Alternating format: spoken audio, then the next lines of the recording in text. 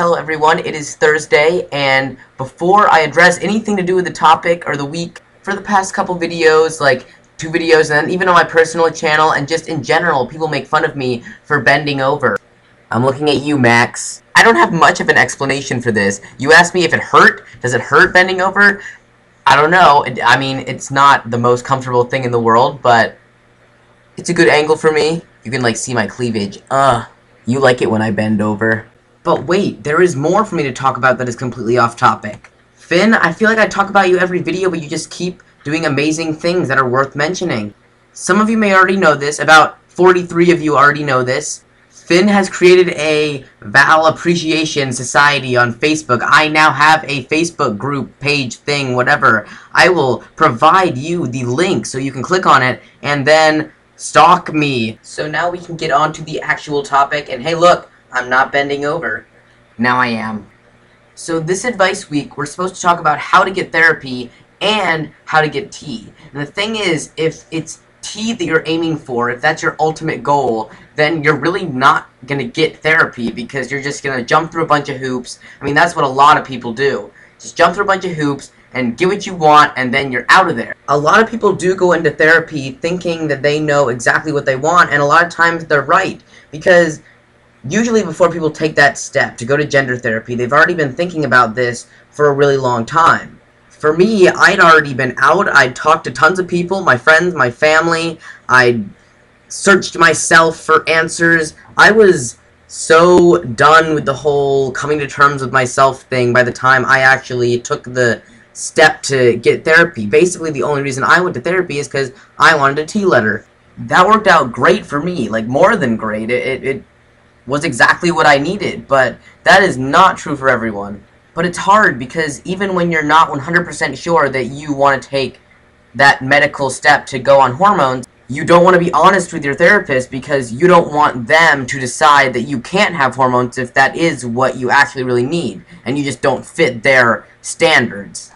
If I was a gender therapist and patients were coming to me, I would tell them straight up, I will give you exactly what you want. If it's hormones you want in the end, you can have them. I don't care if you come in here and tell me that you want to take hormones just for fun. I will give them to you if you are honest with me. Because people have the freedom to do whatever they want with their bodies. It shouldn't be up to the therapist to decide what makes you someone who actually needs it or whatever. But a therapist should encourage the person that they're helping to be honest and actually come to, like, a real honest conclusion rather than them just, you know, rushing to some goal that they don't even know if they want, but they don't want to, like, exclude themselves from getting it. Because being honest with a therapist is really hard, especially when you know that their entire job basically is to judge you and then decide whether or not you can get this letter saying that you can have the thing that you want. You know, I never talked about liking boys to my therapist. She probably wouldn't have cared because she was a pretty, you know, understanding person, but to some therapists, that would be like, oh, well, you're not trans, you are female-bodied, you like men, you don't need to transition, you'll just make things all kinds of hard for yourself. But like I said, my therapist was pretty cool, and I'm guessing no matter where you're from, there is someone in that field who is pretty cool.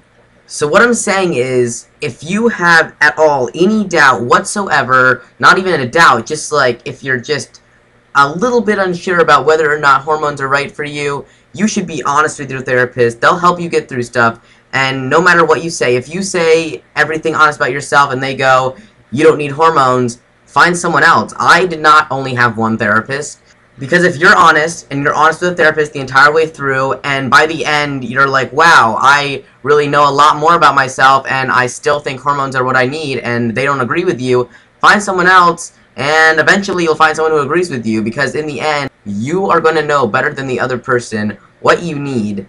But nothing helps you figure out what you need better than talking it out, and, you know, that's what a therapist is for. So talk it out, and then you can worry about doing all the jumping through hoops and whatever, finding someone, but make sure that you're 100% sure first. And then, when you're 100%, then, I don't know, lie your way to the top. It doesn't matter, because you make your own decisions about your body. Yeah. So to sum this up, I'm just going to say that therapy is very important, and it doesn't have to be therapy from a therapist. All I'm saying is that you need to reach a spot where there is no doubt in your mind that hormones are what you need to be a happy and, you know, full-functioning individual. And once you're at that point, and you will know when you are at that point, it doesn't matter anymore if you lie or who you lie to get what you want, because you've taken all the steps to make sure that you are solidly in the decision that you've made. But it is important that you reach that spot, like I said, because, and I'm sure anyone who's come out to their parents, or, anyone who's, concerned for your well-being, I'm sure they've shoved this phrase, like, down your throat and, like, up your ass, and, like, some weird double penetration of this, like, phrase being thrown at you everywhere.